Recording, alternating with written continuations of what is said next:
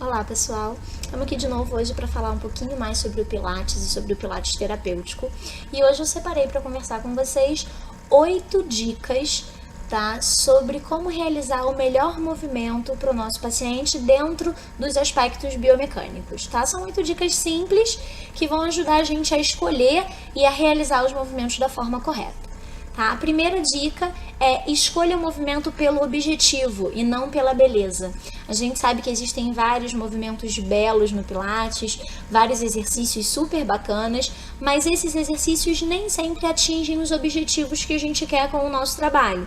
Então, toda vez que você for passar um exercício para o seu cliente, lembre-se sempre de escolher ele pelo objetivo do exercício e pelo objetivo do seu cliente. Assim você não tem como errar. Tá? Segunda dica, observe sempre a postura do seu cliente na hora da execução dos exercícios. Muitas vezes, quando a gente vai fazer um movimento, a gente esquece daquele princípio de fluidez, controle e precisão e acaba fazendo o movimento só para aquela articulação e o resto do corpo fica abandonado.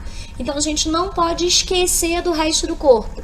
Posição da cabeça, posição das mãos, posição dos pés são extremamente importantes para que o movimento fique dentro da biomecânica. Então a gente precisa prestar atenção na postura do nosso paciente durante o exercício. Como é que estão os ombros encaixados, se o quadril dele está bem posicionado. A gente tem que prestar atenção nisso para poder realizar um movimento de forma tranquila.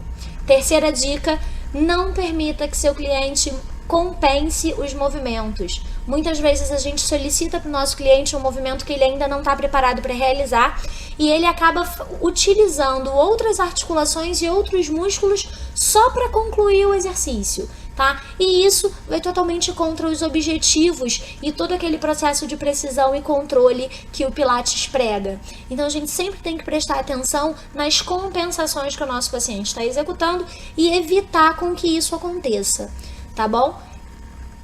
Quarta dica, respeite os limites do seu paciente, tá? A gente tem pacientes de jovens até idosos dentro do Pilates terapêutico, e cada um possui os seus limites. Eu tenho paciente idoso com uma força muscular ótima e paciente muito jovem com encurtamentos musculares bem significativos. Então eu preciso sempre respeitar o limite do nosso paciente. Né? Até onde eu posso ir com ele, se eu posso passar aquele exercício, se eu posso solicitar um pouquinho mais dele ou não. Então sempre respeite, avalie o teu paciente a fundo para saber qual é o limite dele, até onde você pode ir. Tá? Quinta dica, não caia no pedido dos clientes. Hoje em dia o Pilates é super divulgado pela internet e tem vários vídeos de exercícios com atores, com famosos, executando movimentos maravilhosos. E os nossos clientes, é claro, muitas vezes chegam no consultório da gente com aquele videozinho no celular, queria fazer esse exercício, queria fazer esse outro. E muitas vezes esse exercício não é um exercício pronto para ele. Ele não está pronto para fazer esse exercício ainda. E a gente faz só para satisfazer, mas aí acaba executando um movimento que não é um movimento biomecanicamente correto, porque ele não está preparado para aquilo ali. Então explica para ele direitinho que ele ainda não está pronto para fazer aquele movimento, que a gente pode trabalhar um pouquinho mais alguma outra atividade, mas não caiam nesses pedidos, senão a gente vai acabar executando o exercício, executando o Pilates de forma displicente.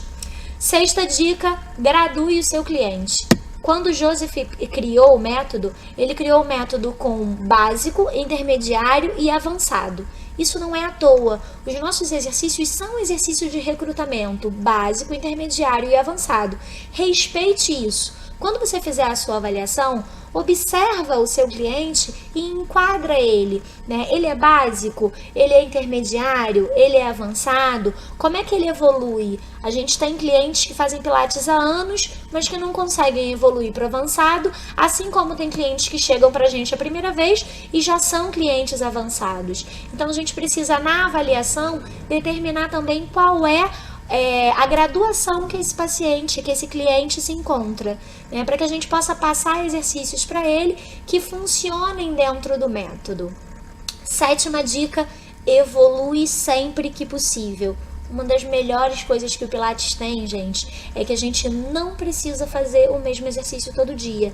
Então, sempre que você for se trabalhar com seu cliente, ofereça um desafio novo para ele, coloca ele para fazer um movimento diferente, adiciona um acessório, provoca uma instabilidade, faz alguma coisa extra para que aquele movimento evolua, construa a evolução do seu paciente, construa aquele exercício avançado que ele quer fazer, construa ele aos poucos, né? Começa quebrando aquele exercício avançado e dando ao teu paciente desafios novos para que ele sempre evolua dentro do Pilates, para que a gente não se mantenha sempre naquele mesmo nível, né, aqueles mesmos movimentos básicos, todo dia o mesmo exercício, e que a gente possa ter sempre um desafio novo, que o nosso paciente sempre vá além do que ele pode fazer, né? A gente sempre consegue tirar um pouquinho mais, desafiando ele e trazendo uma qualidade para o movimento.